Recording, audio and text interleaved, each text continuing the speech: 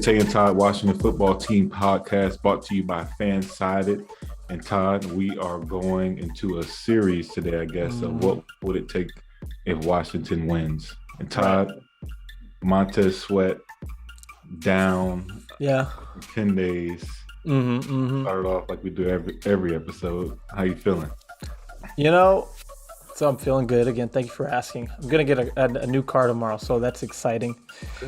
Getting a car was half the battle. Now I got to figure out how to pay for it, but You get a car and I'm about to sell my car. So. Oh, nice. Okay, cool. Am I going to buy your car? Like, no. But yeah, so I'm feeling good about that. Now with regards to Washington, again, I don't know. I have learned about this team that it doesn't matter about who plays or who doesn't play on paper. All that matters is how the team plays as a whole. So, sure, you're not going to have Sweat this week, even though you thought you would. But for being honest, and I'm not saying the team got better because Sweat stopped playing, but despite Sweat's absence, they've played well. They've played better. So, will him not playing really affect them when they've already been playing well without him? So, I'm not too worried about that. Ideally, you'd like to have him back, but I'm not too worried about it. So, I'm feeling good. How are you feeling? I'm doing good, man. I like I said, I'm not really. Well, I didn't say anything, but on the topic of Montez Sweat, it's not a big deal. Yeah, it would have been a boost, but I don't think it hurts because we went on a 4-game win streak without him. Yeah. So it gives them 10 more days to get ready for Dallas on Sunday night. So right. You'll see Dallas again, and I guess I would have loved to have him. However, let these other guys who are being strict in their responsibility, who are hitting their holes, who are doing what's right, let them get a chance to continue to compete. And we won with them for a reason, and we're still winning, and the defense improved for a reason. So it stinks. Yeah, it's COVID. Hope he feels better, but at the same token, it's like next man up. He wasn't even there for the four wins, and exactly. It would have helped, but at the same token, let's keep going with what we have. Exactly. I agree. And the other injury that I don't know how big of a deal it is, but Jamin Davis it looks like he might be out with a concussion as well. Now, again, I'll let you debate how big of an injury that is because, obviously Jamin Davis has been very hit or miss. But, I mean, it's just the injuries continue to mount up, yet the defense continues to play better and better. So, I think Jamin's is going to hurt more than Sweat's impact because someone mentioned, I forget who it was, I would love to give credit, but they said that Jamin was in every spot. He was where he's supposed to be. He just missed the tackle. He just missed the tackles, right? Yeah. So that's a good point. Follow up. Yeah, because he was getting there. He's got the speed. We saw a couple times when he did make the tackle. So that's a fair point. I am assuming Norris because Khaleke Hudson is also out. He's on IR. Yeah. Norris or the guy with the low. So was that the guy they just got from the Dolphins? I'm assuming you'll probably have to step up, or you put Collins in there. He's going to have to play solely linebacker and if Everett have Everett come in or have Everett play. Yeah, just get creative, I guess. Have Everett at free, have Cameron Curl come down, or vice versa. I like Deshazer Everett, man. I've always liked Deshazer Everett. I think he's a good. I know he gave up that touchdown against the Seahawks, but he had just come in the game, and it's easy to lose your middle responsibility in cover two. We've all played Madden. We've all played middle linebacker in cover two, and the tight ends gets down the seam on us. You know what I'm saying? It's got to happen so you know to stop. It happens. All right, let's hit up our sponsors. Check out Hot Chikn Kitchn in Woodbridge, Virginia, and try their Nashville-style chicken sandwich and their crispy crinkle-cut fries, and get a great service experience from them, along with Dunpro Financial. Try their 7-day free trial of their Diligent Credit Repair course. I want to throw some numbers at you, Tay. First of all, first 8 games, we know that there's been improvements, third downs. First 8 games, Washington. Or we can just start. Okay, so the title of the episode, the theme of the episode today is Washington wins if. Tomorrow we'll do Washington loses, or I guess Dallas wins if. Washington wins if. First 8 games, offense, third down conversion was 34.7%. That was 27th in the league. Defense was 56.5%. That was 32nd in the league. Last 4 games, offense, 50%, first in the league. Defense, 30.8%, 6th in the league. So simply, Washington wins if they continue to convert third downs against the Cowboys on offense at 50% or higher rate, which is first in the league, and if defensively they continue to allow 30% or less third down conversions. That's like, in my opinion, been by far the most significant reason the defense has improved is because of the third down conversions. Yeah, and I would say it comes hand in hand. I think the reason why the defense has improved is because they haven't been on the field much. Yeah, exactly. They don't have opportunities yeah. for them. Right. The long drives, the offense has helped them out by sustaining long drives and keeping the defense fresh. And exactly, the defense has been doing their job and getting off on third down, getting off the field on third down. So yeah. I agree. If they continue, if they hit those strides this week of 50% on offense and 30%, 30%, yeah. 30% on defense, I think that's a good recipe to success. Yeah. Also, I'm going to say Washington wins if the run game gets going on both sides, stopping the run game and running the football. Yeah. Not sure of the statistics in the first couple, the last 4 games as opposed to the beginning, the first 8. But in terms of which one or just both?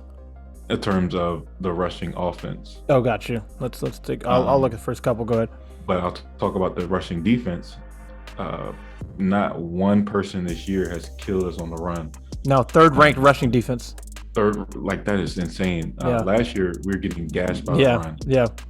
Well, our pass defense was really, really good, but the rush defense was terrible last year as we were getting gashed. So I'm interested to see if they can stop the run. I think Dallas, I guess I'll save that for my next point, but I think Dallas, they're going to try to run the football. They're going to try to establish the run at first. And I think that we're going to do a great job of shutting down the run. I'm not scared of Elliott. A little worried of Pollard. Because of his speed, he has a little bit juice. And then on offense, if you continue to get Gibson in that 30, not necessarily 30 touches, but that 20 to 25 touch range, and then get some McKissick plays, if not Jonathan Williams or whoever it may be, Jarrett Patterson, just continue to run the football, stop the run the football. Yeah, I agree. They were I think early on in the season, they weren't running the ball poorly, but it wasn't efficient and it wasn't in sync with throwing the ball. They've kind of had success running all year to a degree, but then they got away from it. So now they've actually been sticking with it. That's a good one. Going to the passing game, which I always tend to do, Washington wins if they take some shots downfield. Now, I'm not saying they need to complete these passes downfield, because there's this lovely thing. It's a penalty called defensive pass interference, and it counts as a reception. And against the Raiders on Thanksgiving, Anthony Brown, cornerback for the Dallas Cowboys, was flagged for 4 defensive pass interference penalties. And it was a huge, one of them basically decided the game. On top of that, Trevon Diggs, look, he's got 9 interceptions this year. He's got ball skills. He's making plays on the ball. At the same time, he's given up the most yards of any cornerback in the league. All right. Anthony Brown has given up the 4th most yards of any cornerback in the league. So the Cowboys defense is playing well because they're capitalizing on plays. They're getting turnovers. Let me see exactly where they are ranked in the league in terms of takeaways. The Cowboys defense is, it's 5th in the league in terms of takeaways, 23. They're still giving up a lot of yards. So Washington has to take shots down the field because their cornerbacks are giving up yards, but also because they have cornerbacks that are susceptible to panicking, pass interference penalties. I'll take that. Even though it doesn't count in the stat sheet as yards, I'll take that. And the key to taking those shots downfield, Taylor Heinecke, is that it has to be a catchable ball. It can't be out of bounds. You know what I mean? Just throw up a good ball, whether or not it's completed, but you got a decent chance for getting a flag there, even if the play's not completed. So just take shots downfield. That's the key to victory for me this week, in conjunction with running the ball, of course. Yeah, and that's where De'Ami Brown is going to take. Yeah. He's going to give an opportunity because I know Terry will probably, I don't know if they'll shadow Trayvon with Terry, but I think you got to kind of take those shots with De'Ami Brown, considering that's what he was drafted for. Right. That's what he was very good at in college, and I think this could be a game where you kind of exploit that, whether he catches it or not. But he had a good play on in Las Vegas. Yeah, made a couple guys miss. And that was, I want to see more of that. I want to see him get the Jalen ball. From Bleeding B&G loved that play. Yeah. If he could just get the ball in his hands, I want to see what he does with it. I feel like just let me see what he does with it. I think that was a good play call by Scott Turner there. Yeah. Washington wins if they control the time of possession. I think they're gonna have to slow the game down. It may be boring. Yeah, it may not look sexy, but it's gonna have to be a game where it's just boring. Yeah. That's what this team is built for right now. Right. The quarterback that can light it up. They don't necessarily have the weapons that can light it up. So they're gonna have to win a game that's gonna be boring. Yeah. And it's just it. I think controlling the time of possession is huge. Against the Raiders, it was 33 minutes to 26. And I think a lot of Carr's obviously he's the number one passer, if I'm not mistaken. He might be 2 now, 1 or 2, might be 2, but going to the game, he was the number one passer. Yeah, right. His possessions, therefore he couldn't throw as much. So I think time of possession is going to be huge. Keep the ball out of Dallas's hand, milk the clock, get that defense tired. Washington will win if they control the time of possession. Which I think in the last 4 games, they're leading the league in terms of time of possession. It makes sense. Right. I want to see that 33 to 35 range. Right. Okay. I got you. And let me just throw this out there again, just quickly looking at defense, because we know the Cowboys offense is one of the best in the league. Defensively, they're a couple spots above Washington. They're the 28th, I believe. I don't know why ESPN and NFL don't put the numbers next to the teams when they show the rankings. Anyway, I think the Cowboys look like they're 28th against the pass in terms of yards allowed. Against the run, they're middle of the pack, 14th or so, and they're giving up 22 points a game. It's a defense that, now look, again, the worst defenses, Washington doesn't light them up, and the best ones they seem to have some more success against. So for Washington, this may not matter at all. Washington wins if you don't have to sack Dak Prescott in this game. Now, I'd love sacks for sure, but you don't have to sack him. But you win if you just contain him.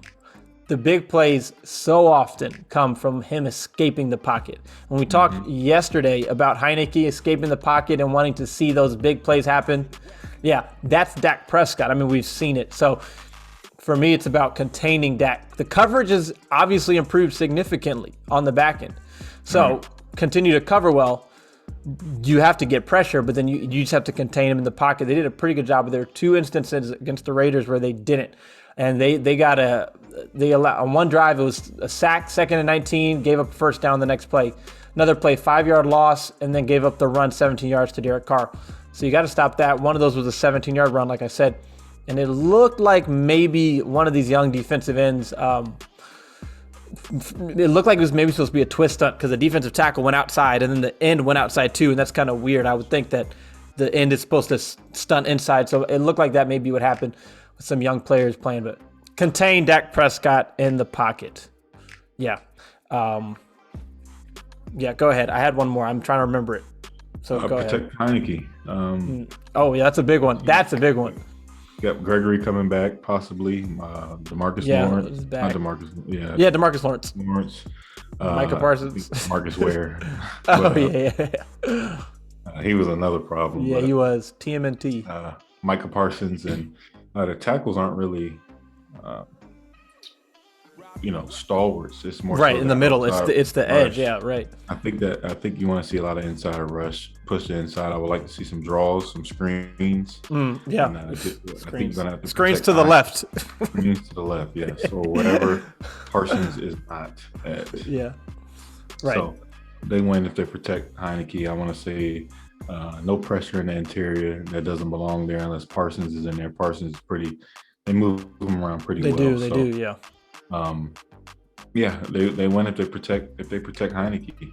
Yeah, that's a big one. Cornelius Lucas struggled against Max Crosby, who is a good player. So it's not like also he's the backup, But with DeMarcus Lawrence, Randy Gregory, Micah Parsons, we got to see better from Cornelius Lucas than we saw against Max Crosby, or it will be a long day for Taylor Heinecke.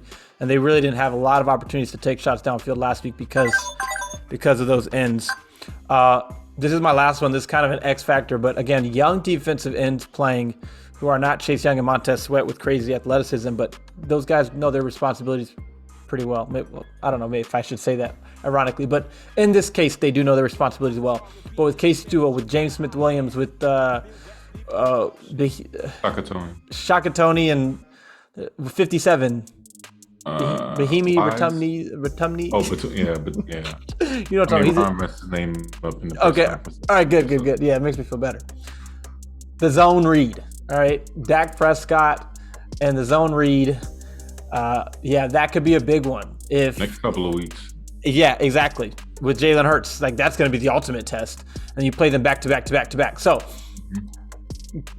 maintaining your responsibility of playing whoever gets the ball and not crashing on the running back. Now, if you're going to crash on the quarterback because your help is in the middle of the field more than the perimeter. But when the quarterback, is looking at that defensive end and deciding whether to hand that ball off or keep it and run based on what the end does, seeing these young guys crash. Tuhill crashed on one this week. Now, the running back did get the ball. Ended up being, I think, a no gain on the play. But if Derek Carr would have kept it, he would have got some yards because Tuhill crashed so fast. Derek Carr is not a running quarterback. He'll be more inclined to hand it off.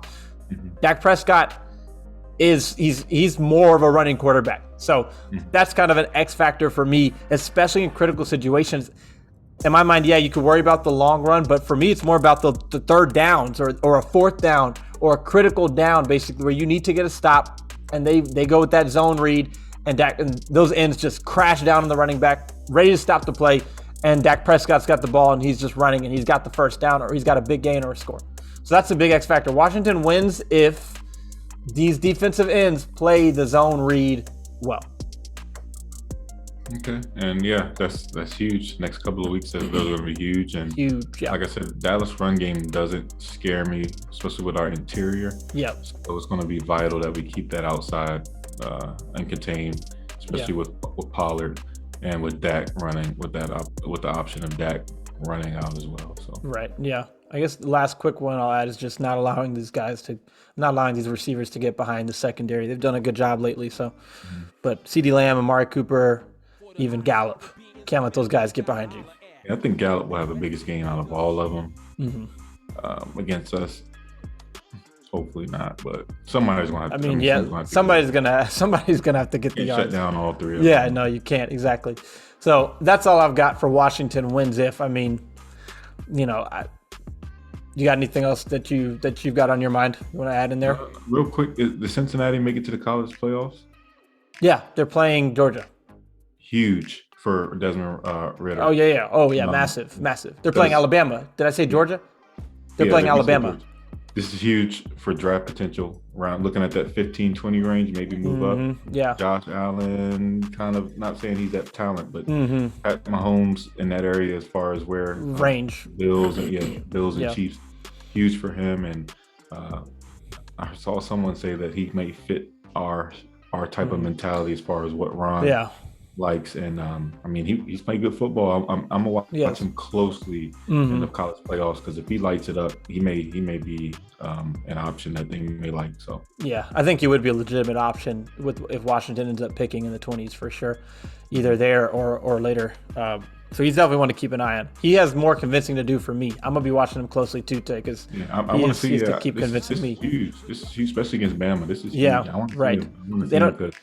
He has a good college record. I mean, he does, 4-year starter. I mean, and that's the thing. He doesn't necessarily have to win against Alabama. It's just about how he plays, because we realize Alabama's the better team. Yeah, how does he play against the closest thing to an NFL defense in what will probably be his last collegiate game? Yeah. And I'm assuming he'll be at the Senior Bowl too. So, yeah, we got to do an episode on these quarterbacks still, because I know that even though it seems like we won't have a high draft pick, it'll still be something to watch. They could still have to trade up, or guys could start to slide. So we need to talk about at least these top 5 or 6 being Matt Corral, Kenny Pickett, Sam Howell, Malik Willis, Desmond Ritter, and maybe even Carson Strong, whichever ones we want to do. So we'll knock that out.